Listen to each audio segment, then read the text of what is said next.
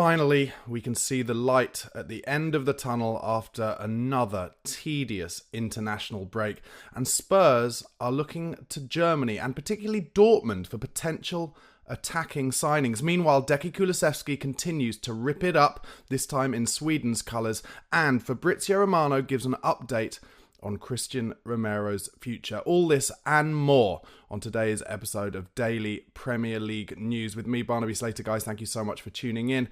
Please do press the like button, press subscribe in that bottom right hand corner if you're not already a subscriber for daily Tottenham Hotspur and Premier League transfer news amongst other things, and you can become a member, just £1 a month. All the details how are in the description box below. But let's get started. Actually, something I didn't mention in the intro, which came out late last night, and that is that not only was Amanda Stafly at the Tottenham Hotspur Stadium for the NFL this weekend, but also rumours, if their rumours are to be believed anyway, that if Amanda Stafly does indeed inject money into Tottenham Hotspur with her husband, which was money that would come from the Middle East, that she is keen to shoot Eddie Howe to the top of her managerial wish list at Spurs to replace Big Ange Postecoglou. Now, so many ifs and buts in this story, but for me, the fact that all the rumours have been going on for a month or so now about Stafly wanting to inject money into a Premier League football club, having left Newcastle, and that Tottenham is very much at the top of that wish list. However, for me, one of the big issues with this and why I just cannot see it happening that Stafly suddenly comes in and has the power to change the manager is because, without doubt, Daniel Levy will not be looking to give, I think, football control over to another investor. I just cannot see that happening. I can see it, and I do believe that Levy and ENIC are looking for investors, probably to take Joe Lewis's shares. I get that. So somewhere above kind of between 25 and 40% or something like that. But I don't think Daniel Levy is going to want to have given his life's work of building Tottenham Hotspur up as a club from where they were in, the early noughties when they took over, to being one of the top 6, 7 or 8 highest revenue streaming clubs in the country. I don't think he's going to want to give up football control at this point without having something for that work he's put in. He wants trophies. I believe that. He wants things to change and he wants to be there when that happens. And for me, it just seems unlikely that Stafly is going to be able to come in and, put the money in and take control. The only way I think it's possible that she could potentially do that with her consortium of Middle East money is if she buys a controlling stake in the club. And from everything that we read and all the reports, Daniel Levy is not interested in giving up a controlling stake. Now, that's not to say that lots of fans, I'm sure plenty of you, let me know in the comments below, wouldn't want that to happen. Maybe you look at what Amanda Stafly did at Newcastle with the Saudi Public Investment Fund and think, I want a piece of that. But I just cannot see it, that Levy is just going to give it away and say goodbye.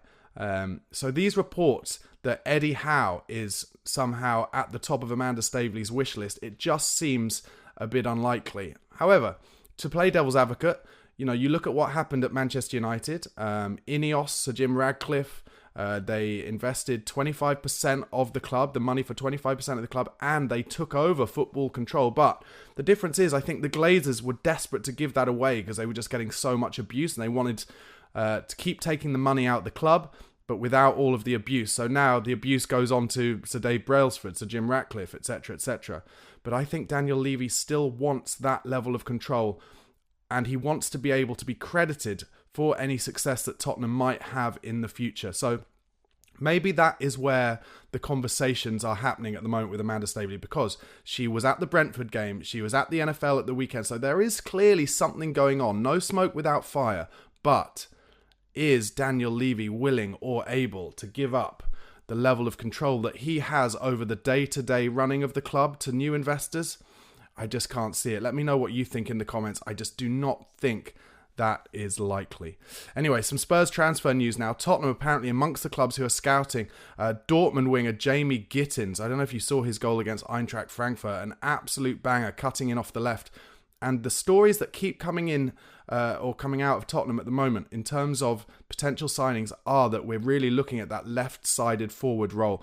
And that must mean that they are basically succession planning for Son Heung-min. That is not to say for me that I think Sonny is past it or is not able to play that role. He is. But I think they're succession planning. And that is where someone like Jamie Gittins would interest them. Young, homegrown. He's gone and got first team football out in Germany. Talented young player, and Spurs sniffing around him apparently. Another player that Tottenham are still interested in is Bournemouth forward Antoine Semenyo, 24 years old. Also attracting interest though from Liverpool, Newcastle United, and as I mentioned, Spurs after the Ghana attacker's impressive start to this season. I've said it before, I really liked the look of him when he was in the Premier League last season, and he's now ripping it up in the Championship. As I mentioned at the top, Fabrizio Romano has come out and talked about what he knows about Christian Romero's situation. Romero under a little bit of fire at Tottenham Hotspur this season because he's made some uncharacteristic mistakes that for me are basically a result of a lack of concentration in the most part. And if I were going to put reason behind that, I would say that Christian Romero hasn't had a break from football for so long. He played the Copa America in the summer, all last season. The season before that, of course, the World Cup in the middle of the season. The boy needs a break. And it's no surprise to me, actually, if you think about it, our form before international breaks. Christian Romero is a good example of someone who clearly adores playing for his country. It's as important for him as anything else in his life. I genuinely believe that. So if you look at the way we played against Brighton, we seemingly had the game done and dusted at half-time. And can you be sure that Christian Romero and some of the other players who were going off on the international break weren't thinking, okay, we've done this game now, we've won it, we just need to see it out, and then we can get on the plane, put our feet up and get ready for international matches. And I think that is what happens. And as a result, our form going into international breaks has been horrible. I think we've lost the last 3 and a number of games before that as well when it comes to the games before international breaks. So Christian Romero, for me, needs a break, but also one of the other things that I think is worth talking about is all these leaks coming out that Real Madrid are interested in buying either one or both of Christian Romero and Pedro Porro from Tottenham, but also they're looking at centre-backs for sure because they're definitely interested in William Saliba from Arsenal as well. And if you remember from the previous but one international break, the story coming out from Christian Romero's camp was that he was incredibly unhappy that Spurs hadn't given him a private plane to fly back from Argentina with. And it's these little stories that if you put 2 and 2 together, there is the possibility that they're just starting to get itchy feet and are trying to basically work out their way from Tottenham Hotspur. But before anything like that can happen, I think Romero needs a break, and then he can really get kind of turned back on, get his energy back. And I'm not suggesting this will happen, but if I was Ange Postecoglou, I would be saying to Christian Romero, look, you've had a little bit of a few concentration lapses. I've got Radu Dragusin in the wings. We paid big money for him. And if you're Radu Dragusin at the moment, you've got to say to him, look, if the player in front of you isn't playing well enough, then we're going to give you a game. And therefore, against West Ham, in a game where there's going to be realistically a lot of set pieces, a lot of heading to be done, and we need, the highest concentration levels in the back four, I would give Radu Dragusin a game and say to Christian Romero after the international break, stay in Argentina for an extra week or 10 days, and then come back fully refreshed. I don't know, let me know what you think in the comments. Is that something you would be willing to do for Christian Romero? Anyway, going back to what Fabrizio Romano has said, he said there's no release clause in Christian Romero's contract, despite rumours in Argentina over the international break suggesting that there was of just 60 million euros. So Romano saying that's absolutely not true, and it doesn't sound like something Tottenham would be accepting of. So I think that's good news for Spurs. No release clause, and Romero, come back to the club refreshed. Give him a break, Ange. Come back to the club and let's see Radu Dragusin get a go against West Ham. Some more news on the injury front. I'm sure you saw Son Heung-min release an Instagram post saying that he'll be back soon. Wilson Odobert apparently might well resume training this week. That's despite reports previously of a longer-term absence heading into November. But he's set to return to full team work imminently this week. That is, if when he gets out on the grass, there's no immediate reaction to that hamstring injury. Apparently, it's unlikely he'll make the West Ham game, but AZ Alkmaar in the Europa League is a possibility. Meanwhile, Spurs are also hopeful that Richarlison will take full part in training this week ahead of the West Ham game, with a possibility of him lining up on the bench there. I know that Richarlison has had a lot of stick from Spurs fans in his career at Tottenham Hotspur, but I think it'd be really good for both Dom Solanki and the whole rest of the squad for Richarlison to be fit and firing and pushing for a place in the team. Don't forget, yes, he can play at number 9, but he's also really useful in that left-hand forward role. That is where he scored a lot of his goals from for Everton. That's where he's done some of his best work for Spurs. Don't forget that outside of the foot cross to Sonny in the Spurs 2, Liverpool 1 home win last season. So I think he could be fighting Son Heung-min for that position going forward. And we need squad depth. We're going to have a lot of games coming up, and having Richarlison fit and firing would really benefit us. Obviously, there's been a lot of Spurs players playing for their international, for their countries this week. Dejan Kulusevski played brilliantly against Slovakia. 90 full minutes, 28 out of 38 passes completed, 2 big chances created, 8 passes into the final third, 7 ball recoveries, 1 foul run, and 3 successful dribbles, which is the most of any player playing in that game. Kulusevski's form has been potentially the biggest bright spot of this season so far for Tottenham Hotspur. He has really flourished in that 8-10 role that he plays alongside James Maddison. Another reason it was so devastating to let that win, or what would have been a win against Brighton, just collapse in the second half, was that Kulusevski was just playing unbelievably in that first half.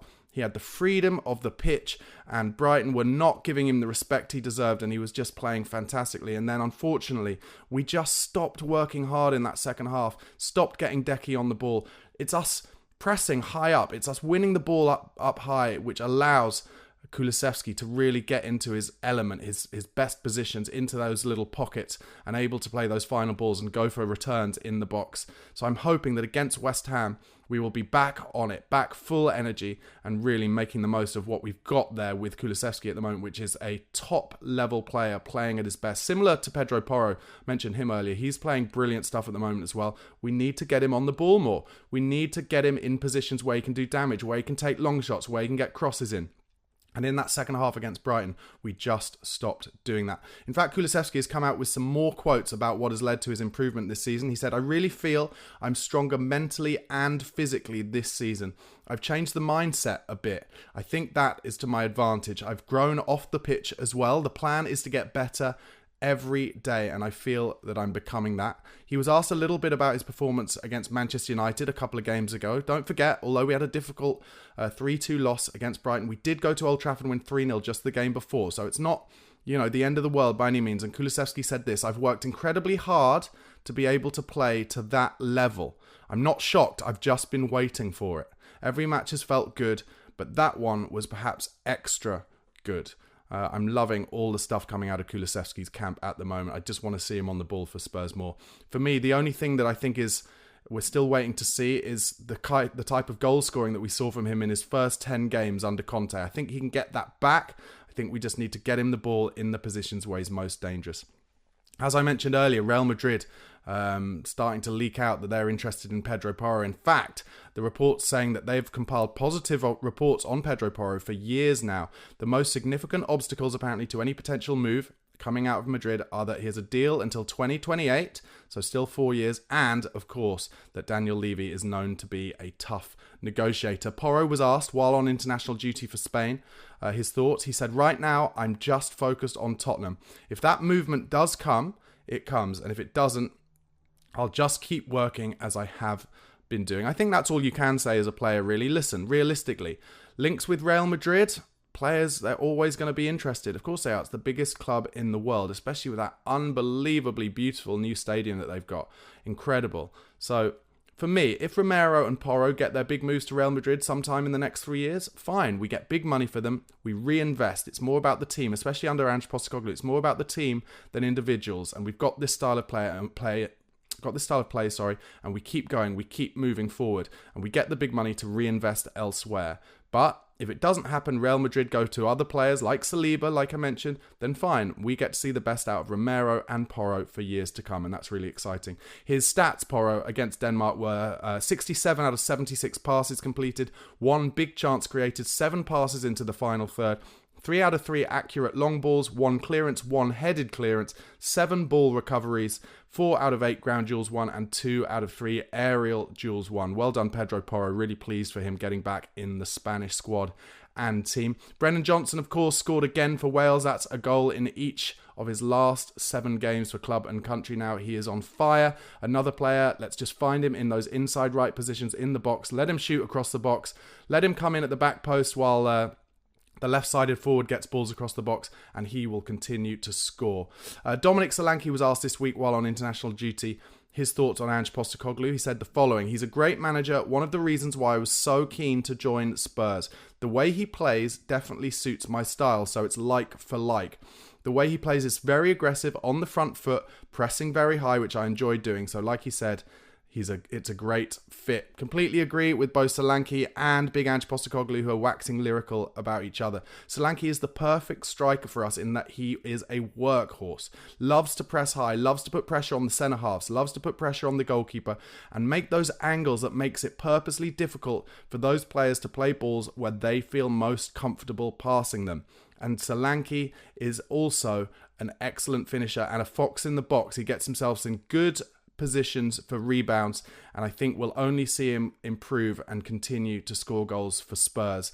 We made a good signing there, guys. We've got to give the team credit. You've got to give Scott Munn. You've got to give Johan Lang. You've got to give Ange Postecoglou and even Daniel Levy a bit of credit for getting a striker signing right for the first time in a long time.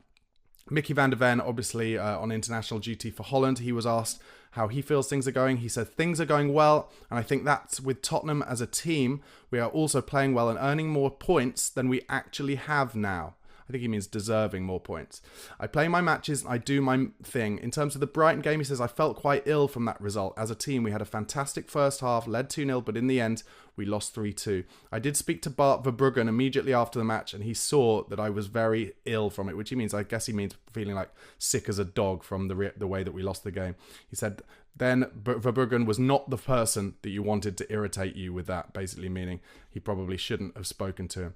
I'm sure you heard reports from earlier last week that Ryan Mason was leading the race to be the Anderlecht head coach. This is the first time actually that Mason, as far as we know, has really got interest about being a head coach elsewhere, and I was really excited at the prospect of him maybe going over to Belgium, getting that job.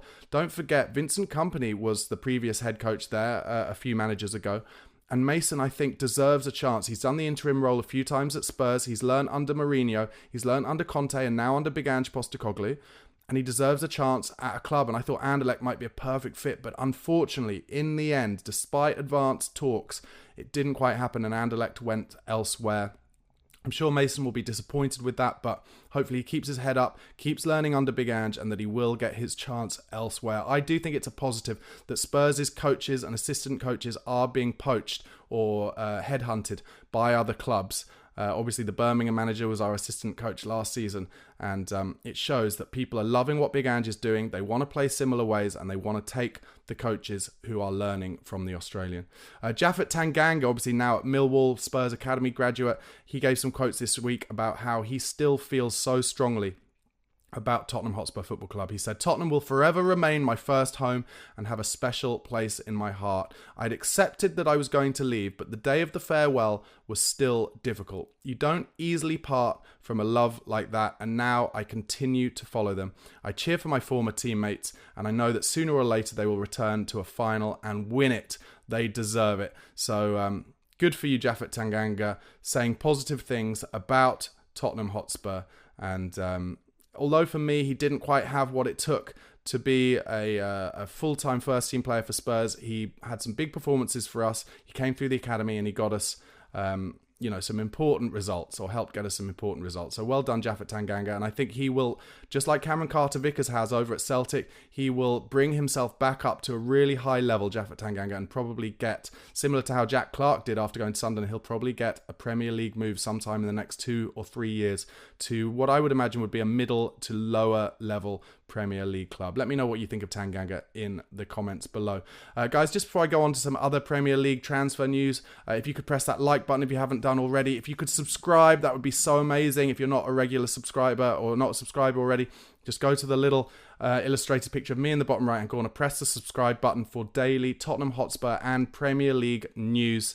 And also you can become a member, just £1 a month, and it really helps me make this daily content for you. All the details of how are in the description box below. But some more Premier League transfer news now. Manchester United have prepared apparently a £58.6 million offer for Paris Saint-Germain's 25-year-old French forward Randal Kolo Muani. Meanwhile, United also have made Chelsea left-back Ben Chilwell, who's now 27 and not getting a game at Chelsea. Man United making them their top target in January to go over there from Stamford Bridge, as Mason Mount did. Over to Liverpool, they've identified Eintracht Frankfurt's Egyptian forward Omar Mamouche, 25 years old now, and also was on Spurs'. Mamouche was on Spurs' list back in the summer, as well as Borussia Dortmund's Germany attacker Karim Adeyemi, who's 22. They are identifying those two players as potential replacements for Mohamed Salah, if Salah does indeed move to Saudi Arabia sometime in the next year or so. Speaking of whom, Al Nasser over in Saudi Arabia, but let's face it, it's just the public investment fund of Saudi Arabia. They are confident apparently of signing Manchester City's Kevin De Bruyne when his contract expires at the end of this season. Lots and lots of talk of players potentially leaving Manchester City, and obviously they just lost their sporting director as well. Pep Guardiola hasn't signed a new contract. So many talks of changes coming out of Manchester City in the next year or two. Can that be coincidence, or is that to do with the 115? Let me know what you think in the comments box below, and let's have a chat about that. I do not think it can be coincidence. Norway forward Erling Haaland, he has apparently decided his future away from Man City, but it will not be Paris Saint-Germain. For me, I think Erling Haaland has always wanted to go to Real Madrid, and maybe Real Madrid would fancy getting him for his release clause, which I think is around £100 million to get him out of Man City to a club he wants to go to. And maybe they want to basically ruin the rest of football with their Galacticos project by having Kylian Mbappe and Erling Haaland playing in the same side. Chelsea are apparently still interested in Galatasaray forward Victor Osimhen, although Galatasaray will be looking to make that loan move permanent from Napoli in the summer. However, if Chelsea want to get him, it will cost £68 million in January or £63 million next summer. I have to say, I was surprised that Osimhen did not come to the Premier League this summer, so maybe he will further down the line. Meanwhile, a weird story coming out of Chelsea is that Reece James, who's still only 24 but so injury prone, never gets on the pitch, apparently exploring with his representatives the possibilities of moving away. But the clubs mentioned are Barcelona, which makes sense, or Benfica. Bit of an odd one there. Don't know where their name has come from. But again, another player who would be pure profit for Chelsea under PSR rules. And there's been some talk that after the Manchester City legal battle with the Premier League that was, claimed as a victory by both sides last week, that Chelsea may be one of the teams who really suffer from the decision about associate party transactions that came out from that decision last week. So perhaps Chelsea looking to sell more of their academy homegrown talent to try and make ends meet. And as I mentioned before, Real Madrid want to sign Arsenal and French defender William Saliba as their top priority in 2025, with apparently the Real Madrid hierarchy already in touch with the players' representatives. Guys, thank you so much for watching. That has been my daily Premier League news. Sorry I was away for a few days last week. Unfortunately, I had to go to a funeral up in Edinburgh. But I'm back every day this week, guys, as we run up to the West Ham game. Please do press that like button if you haven't already. Do subscribe to the channel and listen to this on the podcast platforms too, be that Apple Podcasts or Spotify. Just type in the Spurred On podcast and you can hear me in your headphones when you're driving or you're running or walking the dog or whatever. Have a great rest of your day. Cheers.